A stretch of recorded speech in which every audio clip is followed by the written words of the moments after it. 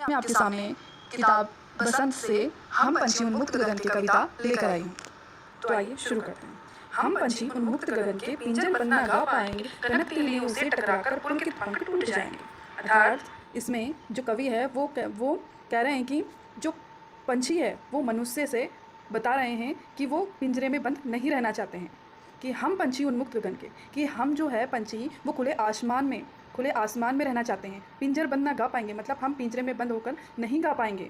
कनक तितलियों से टकराकर, मतलब कनक का मतलब होता है सोना और तिलियाँ से मतलब होता है कि जो उसकी जो डंडियाँ होती हैं वो, मतलब पिंजरे के अंदर जो सोने की तिलियाँ होती हैं उनसे टकराकर पुलकित पंख टूट जाएंगे। मतलब पुलकित मतलब होता है कोमल, जो हमारे कोमल कोमल जो पंख है वो टूट जाएंगे। इसलिए हम वहाँ पर पिंजरे में बंद नहीं रहना चाहते हैं। आगे चलते हैं। हम बहता जल पीने वाले मर जाएंगे भूखे प्यासे, कहीं भली है कटिक निगोरी कनक कटोरी की मैदा से। अर्थात हम बहता जल पीने वाले, हम बहते जल को पीने वाले हैं।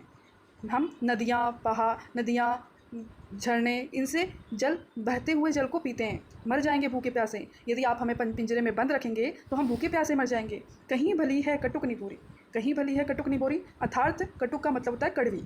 कनक कटोरी की मैदा से, कनक का मतलब होता है सोना, कटोरी की मतलब सोने की कटोरी। सोने की कटोरी में यदि हमको यदि मैदा भी दे दोगे, मैदे से बनी कोई चीज़ भी दे दोगे तो हम उसको नहीं खाएंगे। हमको वो पसंद नहीं आएगी, बल्कि हमको क्या पसंद आएगी, हमको पेड़ की जो कड़वी निबोरी होती है वो हमें पसंद आती है। उससे ज़्यादा अच्छी कड़वी निबोरी है।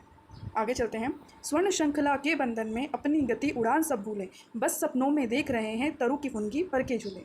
अर्थात जो पक्षी है वो कहना चाहते हैं कि स्वर्ण श्रृंखला के बंधन में, मतलब स्वर्ण का मतलब सोना, श्रृंखला का मतलब लगातार या क्रमबद्ध, है ना, क्रमबद्ध लगातार चलने वाली श्रृंखला। सोने, यदि आप मुझे सोने के पिंजरे में श्रृंखला वाले उसकी जो तितलियाँ होती है वो कैसी होती है, सोने की होती है। यदि आप मुझे पिंजरे में बंद करके रखोगे तो हम अपनी गति उड़ान सब भूल जाएंगे, मतलब हम जो उड़ते हैं हम उड़ना भूल जाएंगे। बस सपनों में देख रहे हैं, हम अपने सपनों में बस केवल यही देखते हैं कि तरु की फुनगी पर के झूले। मतलब तरु का मतलब पेड़, फुनगी का मतलब क्या होता है, पेड़ की सबसे ऊपरी जो पत्ती होती है, मतलब जो ऊपर का जो नए नए पत्ते आते हैं वो होती है, उस पर हम झूलना चाहते हैं। हम पिंजरे में बंद नहीं रहना चाहते हैं।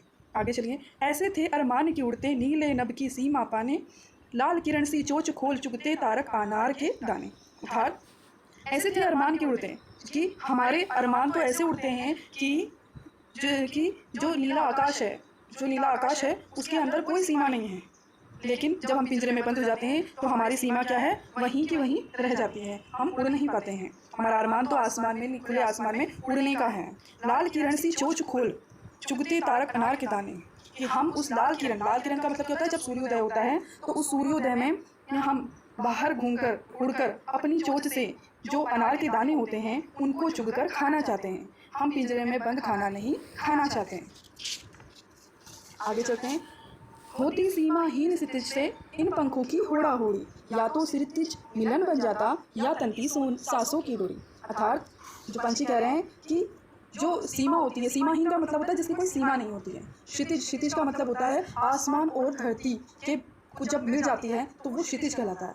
तो मतलब हमको ऐसा प्रतीत होता है कि कि जो आसमान है और धरती है वो एक हो गई है और हमारे पंखों में होड़ा होड़ी सी लग रही है कि हम कब उड़ेंगे। या तो क्षितिज मिलन बन जाता, कि ये जो हमें प्रतीत होता है कि हम क्षितिज से मिल रहे हैं, बस वो क्षितिज से हम रियल में, मतलब सच में मिल जाते हैं। या तनती सांसों की डोरी, या फिर हमारी सांसों की डोरी तन जाती।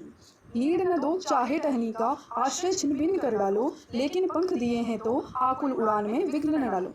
अर्थात जो पक्षी कह रहे हैं कि नीड न दो, कि हमको घोंसला मत दो, चाहे टहनी का हमें, आप जो टहनी होती है पेड़ की उसका हमें चाहे से आप घोंसला न दो, आश्रय छिन्न भिन्न कर डालो, मतलब वहाँ पर हम जो रहते हैं वहाँ का आश्रय भी हमसे ले लो, लेकिन पंख दिए हैं तो, लेकिन हमें यदि पंख दिए हैं तो आकुल उड़ान में विघ्न न डालो, मतलब हमारे जो उड़ान है पंखों से हम जो उड़ते हैं उसमें हमें हमारे विघ्न न डालो, हमको पिंजरे में बंद मत करो।